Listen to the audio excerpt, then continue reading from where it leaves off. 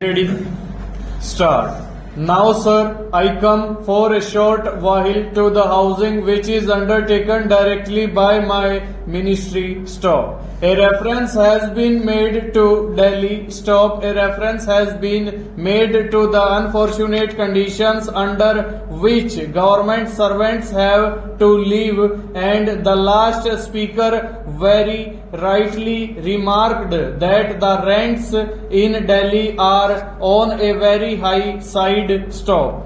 I have to accept all those premises. Stop. Since I took charge of this ministry, it is nearly a year now. Stop. I fully examined the problem from all its aspects. Stop. I find, sir, that previously we have been more concerned with paying house rent allowances to our government servants. Stop. We have been taking property on lease. Stop. We have been requisitioning properties, sometimes paying very heavy rents, and at the same time maintaining those properties which belonged to other people. Stop. If all the money that has been paid as rent or as house rent allowances had been diverted to the construction of houses, I am sure that the housing difficulties in Delhi and other parts of the country like Madras, Bombay and Calcutta would not have been so acute. Stop.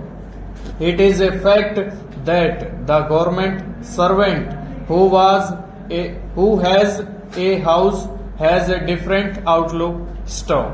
He works in a different way, but nearly 66% of the government servants in Delhi have to take houses on high rents, have to pay very heavy rents, and sometimes they have to live very far away from Delhi. Stop. During this year we have sanctioned housing schemes to the tune of rupees 15 crores. Stop. In the last 5 years of this ministry, schemes were sanctioned only to the extent of rupees 7 crores. Stop. I am not casting any aspersions.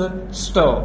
What I am trying to say is this, that I have doubled the program of housing within 1 year as compared to what was done during the last 5 years. Stop. I hope that we should be able within the next few years to give a certain amount of satisfaction to the government servants who have to work under very difficult conditions in Delhi. Stop. It is not a very happy position in which I am when I am told by the government servants who come to see me that every minister has a house, every member of parliament more or less has been provided with some sort of accommodation. Stop. Members of the planning commission, judges of the Supreme Court, senior officers, every one of them has a house, and that too very near to the place of work. But as far as the poor government servants are concerned, most of them have no accommodation over.